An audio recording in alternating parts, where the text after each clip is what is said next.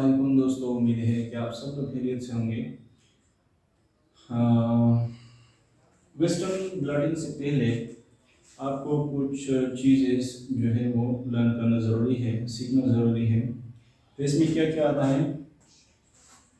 What is blooding? मैंने ऊपर लिखा है before from starting western blood technique. तो वेस्टर्न ब्लड टेक्निक से पहले आपको ये चीज़ें सीखना जो है ज़रूरी है। What is blooding? ब्लडिंग किसे कहते हैं? जिस तरह हम बोल रहे हैं कि वेस्टर्न ब्लडिंग है, नॉर्दर्न ब्लडिंग है, साउदर्न ब्लडिंग है, तो असल में ब्लडिंग किसे कहते हैं? The transfer of biological samples from gel to membrane. असल में ट्रांसफरिंग ऑफ बायोलॉजिकल सैंपल्स से यहाँ मुराद है, यहाँ पर हम डीएनए ले सकते हैं, आरएनए ले सकते हैं, प्रोटीन ले सकते हैं। तो बायोलॉजिकल सैंपल का ट्रांसफर होना किससे? जेल से मेम्ब्रेन को। तो मेम्ब्रेन, जेल से मेम्ब्रेन को बायोलॉजिकल सैंपल ट्रांसफर करना हमारे पास क्या होता है? ये है ब्लडिंग। और इसके बाद आता है सोडियम डोडिसाइल सल्फेट, जिसको लोग एसडीएस बोलते हैं, एसडीएस पेज। तो एसडीएस असल में है क्या? Generally used as a buffer. ये हमारे पास क्या किस चीज़ के तौर पर इस्तेमाल होता है? बफर के तौर पर इस्तेमाल होता है। आपको मालूम होगा कि बफर का क्या काम क्या है? In order to give all protein a uniform negative charge. तो एसडीएस का असल काम ये है कि ये जितने भी प्रोटीन है उसको नेगेटिव चार्ज में तब्दील कर दे। तो हमारे पास प्रोटीन जो है वो नेगेटिव भी हो सकते हैं, पॉजिटिव चार्ज उस पर हो सकती है, और न्यूट्रल चार्ज भी उस पर हो सकती है। और इसके बाद है नाइट्रोसेलुलोज मेम्ब्रेन, क्योंकि इसका ताल्लुक जो है वेस्टर्न ब्लड से है।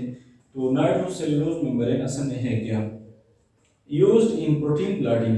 हमारे पास जब प्रोटीन ब्लडिंग होती है, डीएनए और आरएनए की ब्लडिंग होती है, तो इसमें नाइट्रोसेलुलोज मेम्ब्रेन जो है वो लोग प्रीफर करते हैं कि इसमें यूज़ करें।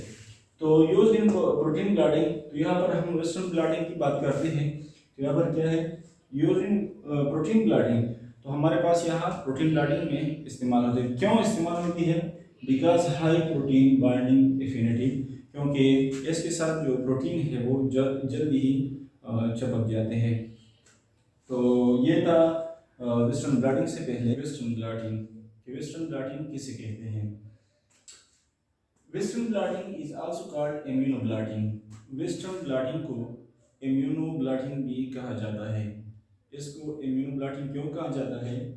Because antibody is used. इसमें इम्यून मीन्स, इसमें आप समझे कि एंटीबॉडी ही यूज होती है, और ब्लडिंग मीन्स ब्लडिंग। तो आपको पहले मैंने बता दिया कि ब्लडिंग जब हम कोई बायोलॉजिकल सैंपल जो है वो जेल से किस में ट्रांसफर करते हैं? नाइट्रोसेलुलोज मेम्ब्रेन में ट्रांसफर करते हैं। तो इसे क्या कहते हैं? ब्लडिंग। तो इम्यूनोब्लडिंग इसलिए इसको कहते हैं because antibody is used detected target. तो इसमें एंटीबॉडी यूज होती है। एंटीबॉडी किस चीज़ के लिए यूज होती है? ताकि हम अपना टारगेट जो है वो मालूम कर सके। Western blotting was introduced by Towbin in 1979। Towbin एक साइंटिस्ट है जिसने 1979 में जो वेस्टर्न ब्लडिंग है वो इंट्रोड्यूस किया। इसका प्रॉपर डेफिनेशन क्या है? Western blotting is a technique. Western blotting हमारे पास वो टेक्निक है, वो अमल है which is use to detect. इसके जरिए हम क्या डिटेक्ट करते हैं, क्या मालूम करते हैं? Specific protein. इसके जरिए हम मालूम कर सकते हैं कि हमारा जो टारगेटेड स्पेसिफिक प्रोटीन है वो कहाँ पर है। प्रोटीन प्रोटीन इंटरेक्शन, जो दो मुख्तलिफ प्रोटीन है उनके दरमियान जो इंटरेक्शन होता है वो वेस्टर्न ब्लडिंग के जरिए हम मालूम कर सकते हैं।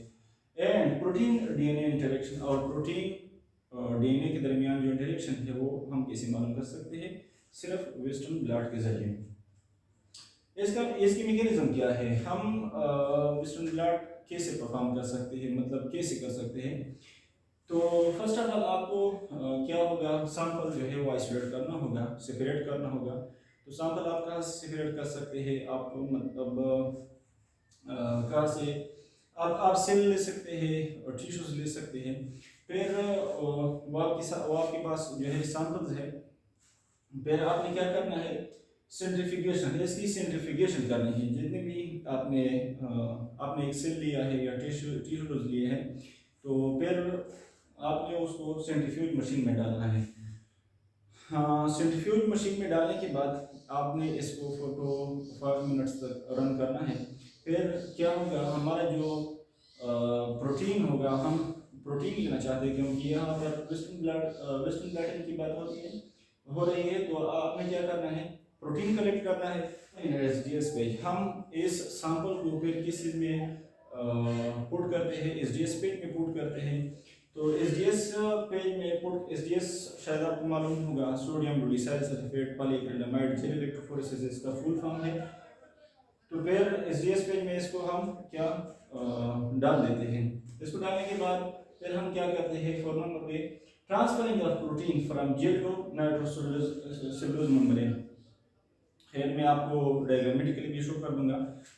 फिर हम फॉर नंबर पे क्या करते हैं कि इसी प्रोटीन को जो जेल पे मौजूद है इसको नाइट्रोसेलुलोज मेम्ब्रेन में ट्रांसफर करते हैं।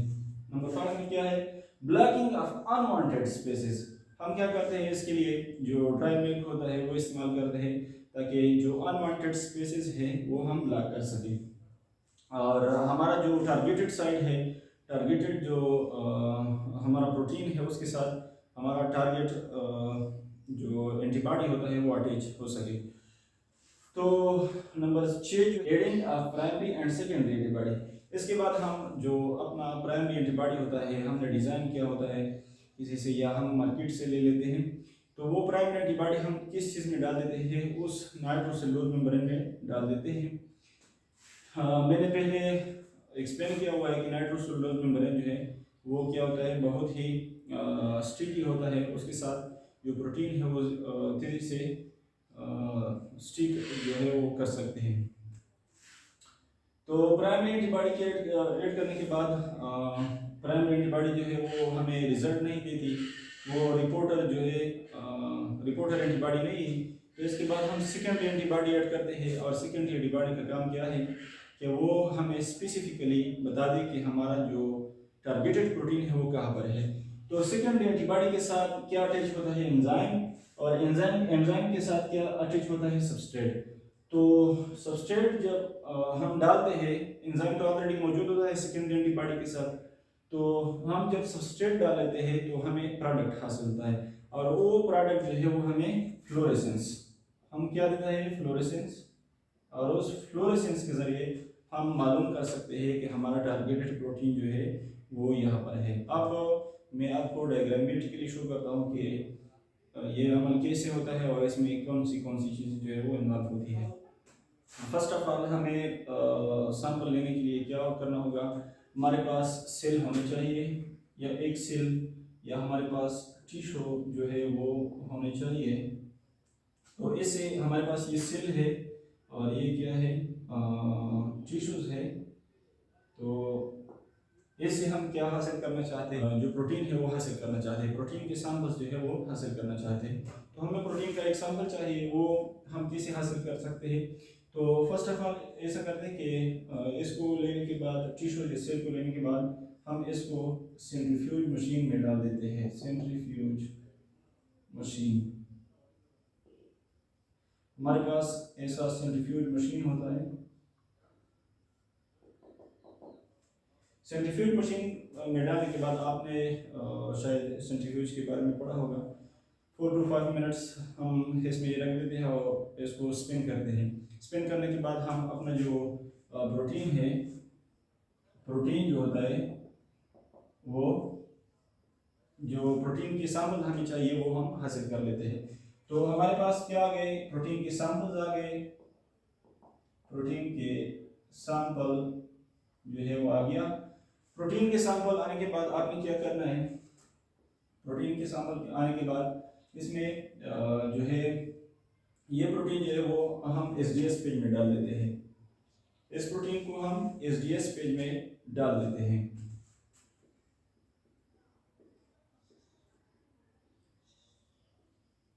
एसडीएस पेज इस तरह का होगा।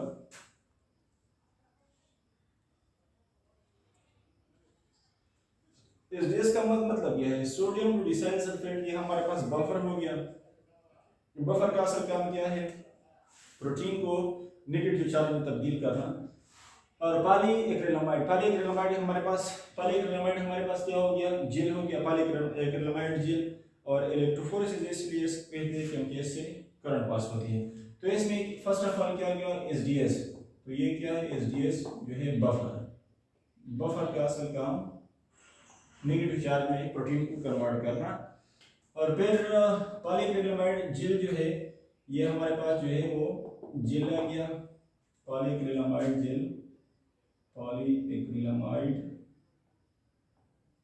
जेल आ गया।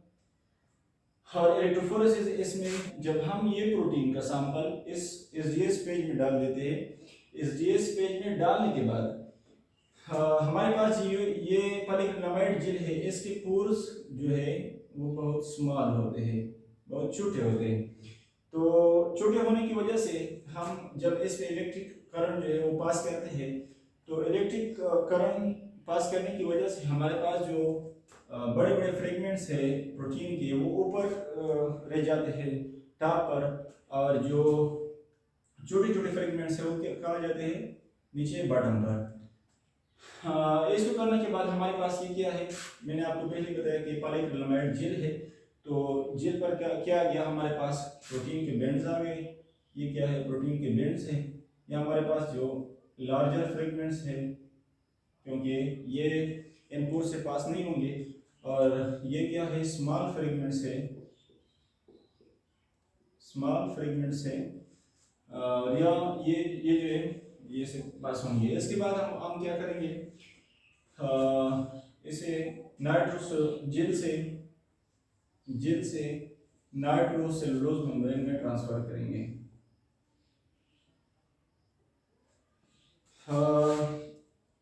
ये जो पॉलीएक्रिलामाइड जेल है, इसे नाइट्रोसेलुलोज मेम्ब्रेन में ट्रांसफर करना, इसकी क्या वजह है कि हम नाइट्रोसेलुलोज में इसको ट्रांसफर करते हैं? नाइट्रोसेलुलोज पे ट्रांसफर करने का असल मकसद यही है कि हमारे पास जो जेल है वो बहुत ही फ्रेजाइल होता है, किसी भी वक्त टूट सकता है। तो हमारा जो जितना काम है वो ज़ाया हो जाएगा। तो और हमारे पास जो नाइट्रोसेलुलोज मेम्ब्रेन है वो बहुत ही स्टिकी होता है। प्रोटीन जो है वो जल्द ही चिपक जाते हैं नाइट्रोसेलुलोज मेम्ब्रेन से। तो इसके बाद क्या करना है? नाइट्रोसेलुलोज मेम्ब्रेन में कैसे ट्रांसफर करना है? इन प्रोटीन को नाइट्रोसेलुलोज मेम्ब्रेन में कैसे ट्रांसफर करना है? तो इसके लिए क्या करना होगा? हमारे पास जो है इलेक्ट्रोफोरेसिस, इलेक्ट्रिक करंट के जरिए हम इसको ट्रांसफर करते हैं जेल से नाइट्रोसेलुलोज मेम्ब्रेन में। तो हम कैसे ट्रांसफर करेंगे? फर्स्ट ऑफ ऑल हमें क्या करना होगा? फर्स्ट ऑफ ऑल हमें यहाँ एक स्पंज जो है वो लगानी होगी। इसकी आउटसाइड जो है वो बफर होता है, या हमें क्या लगाना होगा? फर्स्ट ऑफ ऑल ये है स्पंज हम क्यों इस्तेमाल करते हैं? प्रेशर के लिए हम क्या इस्तेमाल करते हैं? स्पंज इस्तेमाल करते हैं ताकि प्रेशर ये बर्दाश्त कर सके। और दूसरा हम क्या इस्तेमाल करते हैं? Filter paper. और थर्ड हम क्या इस्तेमाल थर्ड वन जो है वो हम इस्तेमाल करते हैं जेल पे। तो प्रोटीन है तो वो जेल हम यहाँ लेके आए। इसके बाद क्या इस्तेमाल होगा? नाइट्रोसेलुलोज, क्योंकि नाइट्रोसेलुलोज मेम्ब्रेन पे ट्रांसफर करना है। तो इसके लिए हमें क्या करना होगा? यही नाइट्रोसेलुलोज मेम्ब्रेन जो है वो लेके आना होगा। इसके बाद फिर जो है फिल्टर पेपर जो है वो इस्तेमाल होगा। और इसके बाद क्या? स्पंज जो है वो इस्तेमाल होगा। तो इलेक्ट्रिक करंट के जरिए यहाँ पर हमारे पास क्या है? नेगेटिव चार्ज है। यहाँ पर क्या है? तो हमारे पास यहाँ इलेक्ट्रोड से नेगेटिव और पॉजिटिव चार्ज जो है, इलेक्ट्रिक करंट जो है, फिर हम इस पे इलेक्ट्रिक करंट जो है वो अप्लाई करते हैं। इलेक्ट्रिक करंट अप्लाई करने की सूरत में हमारे पास जो प्रोटीन जो है वो तो नेगेटिव है। प्रोटीन हमारे पास क्या है? नेगेटिव है। तो नेगेटिव किस तरफ जाएगा? पॉजिटिव की तरफ। जब पॉजिटिव की तरफ ये मूव करेगा तो खुद ब खुद ये प्रोटीन कहाँ जाएंगे, इस जेल से, या कहाँ जाएंगे, या पर जाएंगे, या हमारे पास क्या है, नाइट्रोसेलुलोज मेम्ब्रेन, नाइट्रोसेलुलोज मेम्ब्रेन है, इस पे ट्रांसफर हो जाएंगे। मैंने आपको पहले बताया कि नाइट्रोसेलुलोज मेम्ब्रेन हमारे पास क्या होता है, स्टिकी होता है। तो इलेक्ट्रिक करंट के जरिए हम जेल से नाइट्रोसेलुलोज मेम्ब्रेन में क्या ट्रांसफर करते हैं, प्रोटीन ट्रांसफर करते हैं। तो नाइट्रोसेलुलोज मेम्ब्रेन पे प्रोटीन ट्रांसफर होने के बाद हमारे पास क्या होता है, ये हमारे पास क्या आ गया, नाइट्रोसेलुलोज मेम्ब्रेन आ गया, नाइट्रोसेलुलोज मेम्ब्रेन आ गया। नाइट्रोसेलुलोज मेम्ब्रेन आने के बाद हमें क्या करना होगा, हमें यहाँ पर प्रोटीन है, तो हमारे पास जो ये अनवांटेड स्पेसिस है हमें इसको ब्लॉक करना होगा, क्योंकि मैंने 5-6 बार जिक्र किया कि नाइट्रोसेलुलोज मेम्ब्रेन हमारे पास स्टिकी होता है, इसलिए हमारे पास जो एंटीबॉडी है वो जल्दी चिपक जाते हैं, किसी भी एरिया के साथ वो चिपक सकते हैं। इसलिए इस वजह से हम क्या करते हैं, कवर कर देते हैं वो एरिया कि हमारा एंटीबॉडी जो है वो ज़ाया ना हो, इसलिए हम इसको कवर कर देते हैं किस चीज़ से, ड्राई मिल्क से, क्योंकि मिल्क में जो है वो किसीन होता है, तो ये जो है इसको हम ब्लॉक कर देते हैं ड्राई मिल्क से।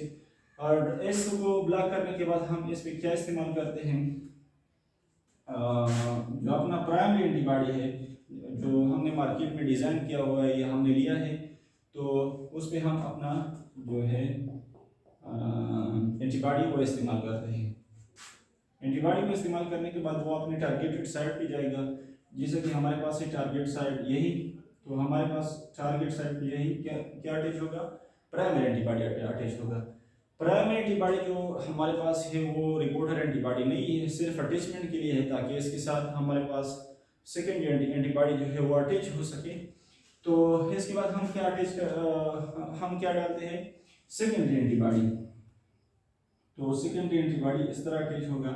सेकेंडरी एंटीबॉडी अटैच होने के बाद हमारे पास सेकेंडरी एंटीबॉडी के साथ क्या होता है, यहाँ पर एंजाइम होता है, वो एक खास किस्म का एंजाइम होता है, HRD, मेरे ज़हन में HRD के नाम से एक एंजाइम है। फिर जब एंजाइम तो ऑलरेडी अटैच है सेकेंडरी एंटीबॉडी के साथ, तो इसमें हम क्या ऐड करते हैं, सबस्ट्रेट को ऐड करने के बाद हमारे पास क्या हासिल होगा, प्रोडक्ट, और वो प्रोडक्ट क्या होगा, हमें फ्लोरेसेंस देगा। क्या, फ्लोरेसेंस। और इस फ्लोरेसेंस के जरिए हम मालूम कर सकते हैं कि हमारा जो टारगेटेड प्रोटीन है वो कहाँ पर है।